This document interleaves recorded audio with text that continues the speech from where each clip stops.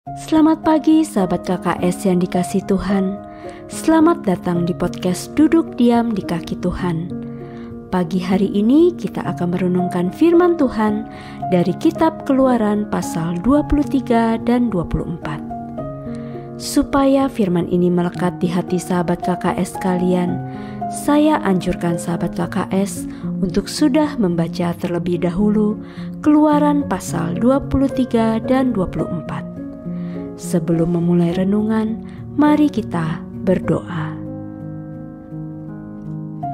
Allah Bapa yang kekal dan penuh kuasa, ini kami Tuhan, anak-anak-Mu. Kami mau duduk diam di kaki-Mu Tuhan, mendengarkan apa yang hendak Kau sampaikan kepada kami. Kami mau buka mata hati dan telinga kami untuk firman-Mu. Roh Kudus, tolong kami, untuk kami semakin lebih memahami isi hati Tuhan kami. Amin. Keluaran 23 dan 24.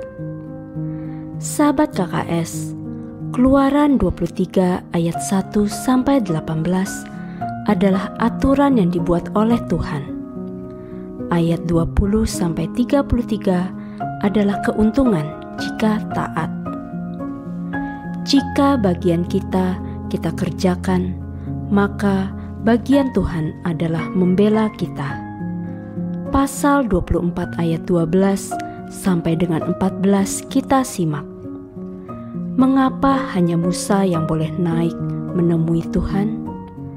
Apakah Tuhan tidak adil?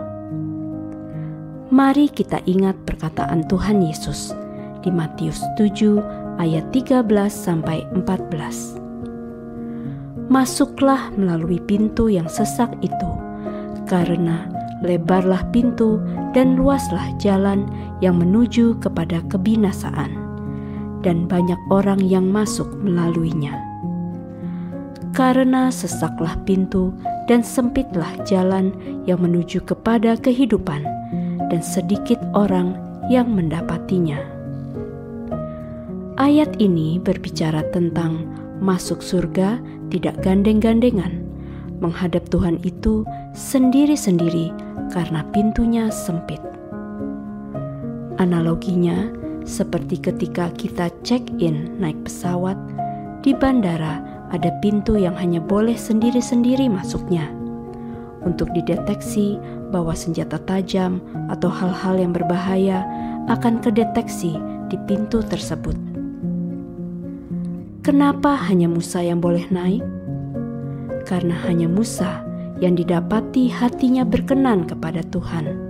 Sudah bebas dari roh-roh dunia, dari keinginan diri sendiri dan kepentingan diri sendiri.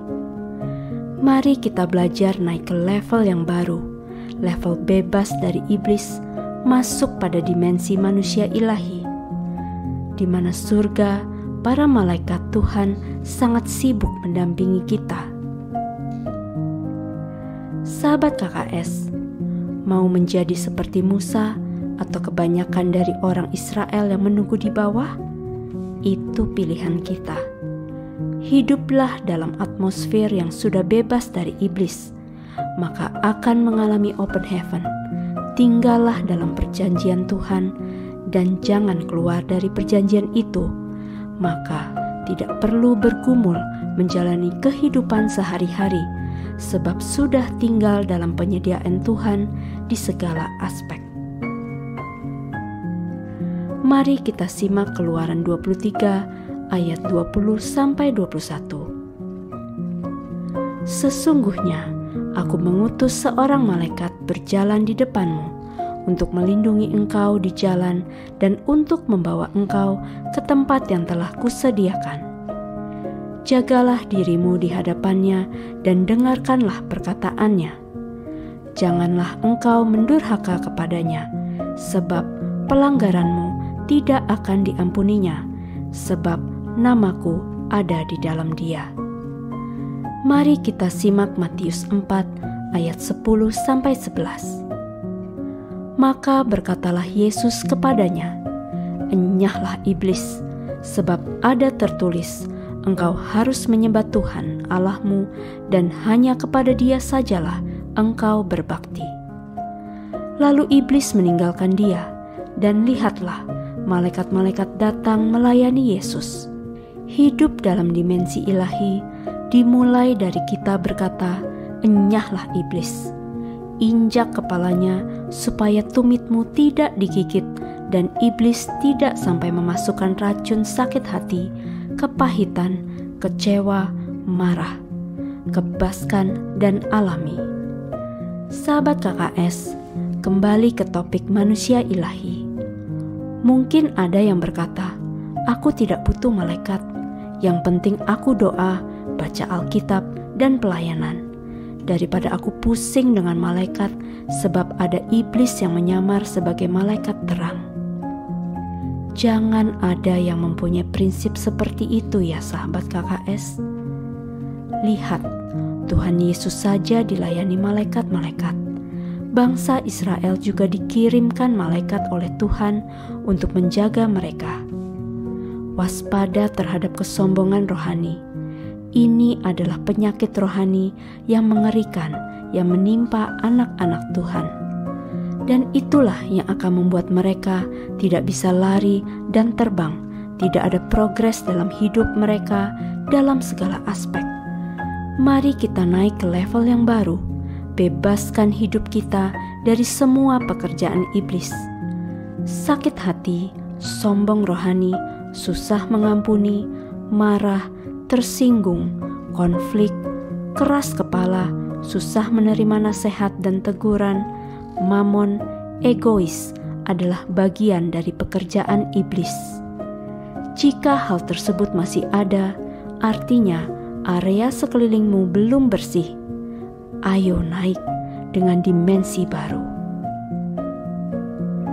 Bersihkan, tandanya jika sudah bersih, suka baca firman dan merenungkan, tidak ada konflik suami istri, keluarga, serta komunitas, selalu sukacita.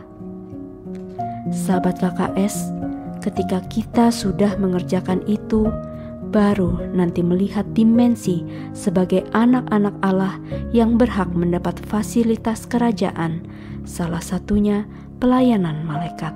Mari kita simak 1 Yohanes 3 ayat 9 versi firman Allah yang hidup. Orang yang telah lahir dalam keluarga Allah tidak membiasakan diri berbuat dosa, sebab sekarang hidup Allah ada di dalam dia.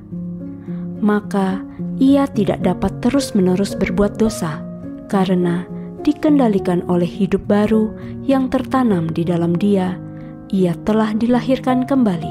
Sahabat KKS, mulai hari ini dan ke depan, biasakan dengan supernatural, karena kita sudah belajar naik level. Pelajari firman Tuhan yang telah disampaikan. Milikilah gaya hidup kerajaan surga, yaitu supernatural, penuh anugerah, penuh kuasa, penuh mujizat, dan ada tanda-tanda ajaib. Lawannya dari gaya hidup kerajaan surga adalah ketakutan, rasa bersalah, dan depresi. Kenapa hal tersebut terjadi? Kenapa banyak anak Tuhan dimensinya masih kehidupan daging, bukan roh dan supernatural? Mereka terhalang dengan roh agamawi, tidak memiliki pemahaman sebagai ciptaan baru. Sahabat KKS, firman Tuhan adalah pelita bagi kita. Melalui firman Tuhan, kita akan menemukan kebenaran, damai sejahtera, dan sukacita di dalam Tuhan. Mari bertekun memahami isi hati Tuhan, bertumbuh setiap hari, serta berjalan dalam terang cahayanya. Sampai jumpa di episode selanjutnya. Tuhan memberkati.